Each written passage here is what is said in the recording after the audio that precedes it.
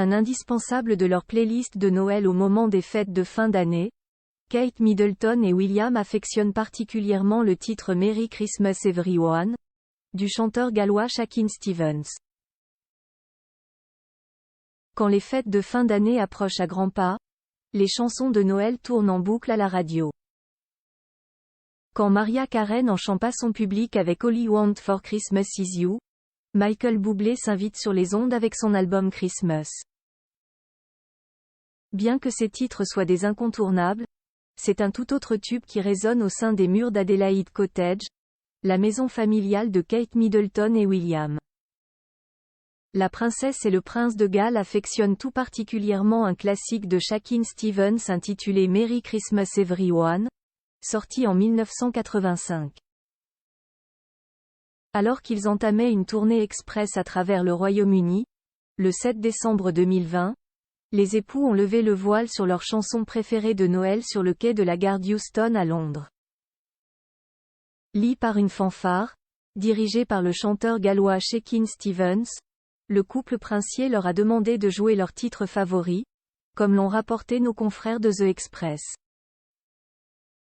Une demande qui a comblé de joie et honoré l'artiste. Ce sont eux qui ont choisi la chanson. Je suis aux anges, confiait-il. Perchés sur le balcon de la gare, les parents de George, Charlotte et Louis se sont timidement déhanchés sur cette chanson, avant de monter à bord du train royal. Kate Middleton et William ne pouvaient pas faire de plus cadeau de Noël à Shakin' Stevens. Plus grand que photo, Kate Middleton. Ces 10 looks de Noël les plus inspirants Kate Middleton et William. À quoi ressemble leur Noël à Sandringham? Chaque année, Kate Middleton et William célèbrent les fêtes de fin d'année avec les autres membres de la famille royale dans la résidence Sandringham House, située dans le Norfolk. Comme le veut la tradition, les cadeaux sont déballés la veille au moment du tea time.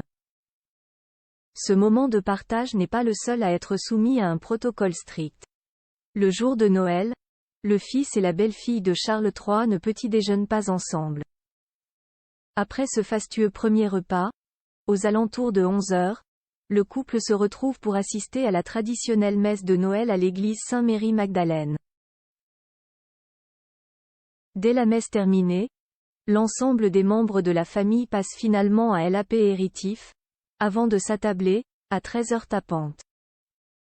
Une fois de plus, les époux ne sont pas installés à la même table, comme le révélait Grant Harold, ancien majordome royal au cours du documentaire Sandringham, Noël avec la reine, diffusé en 2018 sur Channel 5.